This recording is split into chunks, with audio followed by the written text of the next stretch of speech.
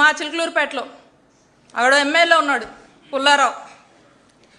మరి అతను నేను అక్కడ తిరుమల లడ్డూ విషయంలో ఏదైతే జరగనటువంటి కల్తీని కల్తీ నెయ్యి అని చెప్పేసి ఏ విధంగా చంద్రబాబు నాయుడు గారి ప్రభుత్వము అసత్య ప్రచారం చేస్తుందో మరి ఇది తప్పు. స్వయంగా మనం చూసాము. ఈ సిబిఐ సిట్ ఇచ్చింది ఏమని, దీంట్లో ఎక్కడ కూడా జంతుకోవు కలవలేదు నెయ్యిలో అని చెప్పారు. ఎన్డీడీబీ కూడా అదే స్పష్టం చేసింది, there is no lard detected అని చెప్పేసి, ఇందులో జంతుకోవు కలవలేదు అని చెప్పి స్పష్టంగా డిటెక్టెడ్ అని చెప్పేసి, ఇందులో జంతుకోవు కలవలేదు అని చెప్పి స్పష్టంగా చెప్పారు. మరి ఇది జీర్ణించుకోలేక వీళ్ళు డైవర్షన్ పాలిటిక్స్ చేస్తూ ఉన్నారు. నేను మా నాయకులతో బోయపాలెం గుడికి, అక్కడికి వెంకటేశ్వర స్వామి గుడికి వెళ్ళి అక్కడ పూజలు నిర్వహించి బయటికి వస్తే నానా రభస చేశారు. ఒక్కసారి అది వీడియో ప్లే చేయమ్మా.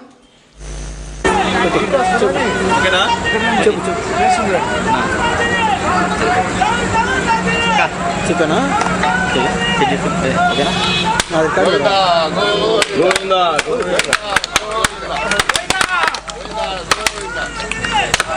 సరే సరే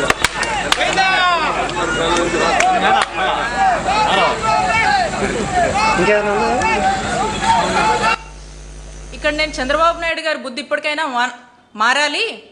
ఇప్పుడు కూడా ఇంకా దేవుళ్ళని లాగి రాజకీయాలు చేయొద్దు, తమ స్వార్థ రాజకీయాల కోసం అని చెప్పేసి మొరపెట్టుకొని బయటికి రావడం జరిగింది. దీని తర్వాత నెక్స్ట్ వీడియో ప్లే చేయమా.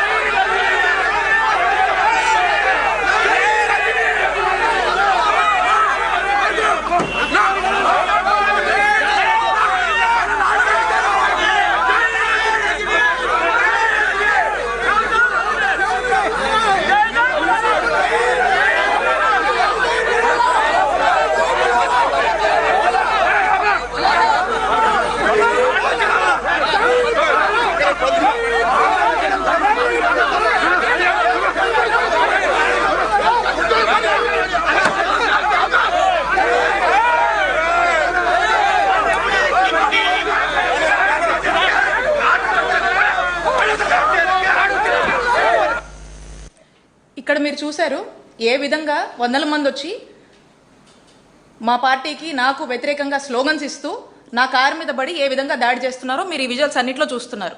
ఇక్కడ విచిత్రం ఏంటంటే నేను గుడిలోంచి బయటకు వచ్చినప్పుడు వాళ్ళే బయటకు వచ్చేలోపు ఈ రభసంతా చేసి మా మీద దాడి చేయడానికి, మా కారు మీద దాడి చేసి ఇలాంటి స్లోగన్స్ ఇచ్చి ఇష్టం వచ్చినట్టుగా మాట్లాడి మా మీద దాడి చేసి తిరిగి ఈరోజు చూస్తే విచిత్రం ఏంటంటే ఈరోజు నా మీద మా క్యాడర్ మీద కేసు కట్టారు.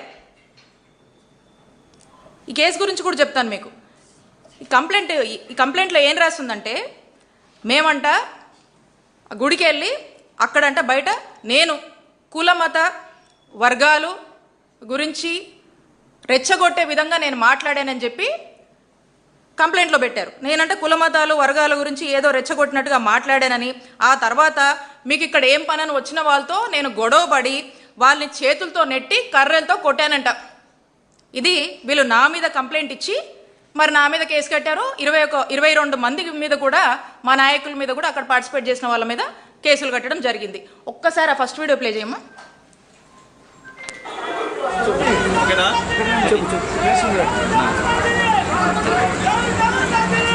చికెనా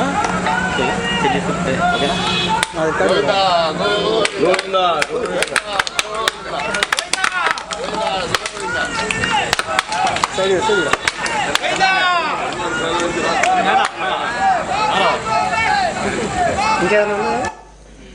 ఇక్కడ మీరందరూ కూడా గమనించారు, మేమంతా గోవిందా గోవిందా అని చెప్పేసి చంద్రబాబు నాయుడు గారికి మంచి బుద్ధి ప్రసాదించాలి అని చెప్పి మొక్కుతూ కొబ్బరికాయలు కొడతా ఉంటే అప్పటికే బయట గో బ్యాక్ అని స్లోగన్స్ ఇస్తూ ఉన్నారు. అప్పటికే కొంతమందికి జైలు కొడతా ఉన్నారు. అప్పటికే గొడవ నేచర్లో వాళ్ళంతా కూడా మా కారు మీద దాడి చేస్తూ ఉన్నారు. మేము గుడి లోపల పూజలు చేస్తున్నాం. మేము బయటికి వచ్చే లోపే ఇదంతా జరిపించి ఇప్పుడేమంటున్నారు, నేను బయటకు వచ్చి కుల మతాలు రెచ్చగొట్టేలా నేను మాట్లాడాను, నేనే నెట్టాను, మా వాళ్ళు నెట్టారు, కర్రలతో కొట్టామని చెప్పి మా మీద కంప్లైంట్ ఇస్తే ఈ రోజున మా మీద కేసు కట్టారు. తిరిగి మా వాళ్ళే మళ్ళా అక్కడ ఈ ఇన్సిడెంట్ జరిగింది అని చెప్పి మా వాళ్ళు కంప్లైంట్ ఇస్తే దాని మీద ఇంత కూడా స్పందించలేదు, దాని మీద ఏం చేయని కూడా చేయలే. అంటే గుడికి వెళ్ళి వస్తే మా మీద కేసు కట్టారు. అంటే నేను అడుగుతా ఉన్నాను చంద్రబాబు నాయుడు గారిని, నేను గుడికి వెళ్ళి వస్తే నా మీద మా క్యాడర్ మీద కేసులు కడతారా మీరు? మరి నేను చేసిన తప్పేంటి? వెంకటేశ్వర స్వామి గుడికి వెళ్ళొద్దా? మీరు చేస్తున్నటువంటి మీకు ఇంకా మంచి బుద్ధి ప్రసాదించాలని మేము గుడిలోకి వెళ్ళి మొక్కొని వస్తే తప్ప మేమెక్కడ కవిచ్చాము? మేమన్నా గొడవ చేశామా? మా మానాన్ని మేము గుడికి వచ్చాము, మేము సైలెంట్గా మా పని మేము చేసుకుని వెళ్ళుకుంటే టీడీపీ గుండాల్లాగా మీ వాళ్ళు వచ్చి ఈ విధంగా చేసి మా మీద కేసు కడతారా? ఎక్కడ పోతుంది లా అండ్ ఆర్డర్? ఏమవుతుంది? నేను కుల మతాలని రెచ్చగొట్టానా? మరి ఈ విధంగా ఇప్పటికైనా ఆ కలియుగ దైవమైనటువంటి వెంకటేశ్వర స్వామి మీకు ఇప్పటికైనా మంచి బుద్ధి ప్రసాదించాలని కోరుకుంటున్నాను. మీరు వెంకటేశ్వర స్వామితో పెట్టుకుంటున్నారు, వెంకటేశ్వర స్వామి పెట్టుకుంటే ఎటుంటుందో తెలుసు కదా, ఏమవుద్దో తెలుసు కదా, అది మీకే వదిలేస్తున్నాను. కాబట్టి నేను ఒకటే చెప్తా ఉన్నాను, ఇప్పుడు కూడా పోలీసులు మేము ఇచ్చినటువంటి కంప్లైంట్ మీద రెస్పాండ్ అవ్వలేదు. నేను ఇదంతా ఎందుకు చెప్తున్నానంటే రాష్ట్ర పరిస్థితులు ఎలా ఉన్నాయి అని చెప్పడానికి దుదరిస్తూ ఉన్నాను. కాబట్టి నేను చంద్రబాబు నాయుడు గారిని ఒకటే కోరుతా ఉన్నా, మీరు ఎంతసేపు రెడ్ బుక్ ఇంప్లిమెంటేషన్ అంటా ఉన్నారు కదా, అదే మీరు ఫాలో అవుతున్నారు కదా, 20 నెలలుగా కూడా మీరు చేస్తుంది అదే కదా. కాబట్టి మీ రెడ్ బుక్ ఇంప్లిమెంటేషన్లో భాగంగా రేపు అసెంబ్లీలు ఉన్నాయి కదా చంద్రబాబు నాయుడు గారు, రేపు అసెంబ్లీలో వైసీపీ వాళ్ళు సామాన్య ప్రజలు ఏ గుళ్లకు వెళ్ళొద్దని ఓ చట్టం చేయండి. చంద్రబాబు నాయుడు గారు ఓ చట్టం చేయండి. ఇంకా ఈ విధంగా మరి పోలీసులే దగ్గరుండి దాడుల్ని ప్రోత్సహిస్తూ దాడులు చేయిస్తూ ఈ కూటమి ప్రభుత్వం వచ్చాక అధికారులను అడ్డం పెట్టుకొని ఏ విధంగా పోలీసుల్ని ఉసిగొల్పి హింసను ప్రేరేపిస్తున్నారో రాష్ట్ర ప్రజలందరూ కూడా చూస్తూ ఉన్నారు. మరి దీని పర్యావసనమే అంబటి రాంబాబు గారి మీద దాడి, జోగి రమేష్ గారి ఇంటి మీద పెట్రోల్ బాంబులు ఏ విధంగా వేసి ఏ విధంగా అక్కడ భయభ్రాంతులకు గురి చేశారో మనమంతా కూడా చూస్తున్నాము. కాబట్టి మాజీ మంత్రులుగా ఉన్నా కూడా ప్రతిపక్ష నాయకుల ఇళ్లపై ఈ విధంగా మరి దాడి చేయిస్తున్నారంటే ఒక్కసారి ఈ రాష్ట్రాన్ని చంద్రబాబు నాయుడు గారు ఏం చేయదలుచుకున్నారో ప్రజలందరూ కూడా ఆలోచించాల్సినటువంటి అవసరం ఉంది. సూటిగా ప్రశ్నిస్తున్నాను నేను చంద్రబాబు నాయుడు గారిని, అసలు ఈ గొడవ కారణం ఏంటండి?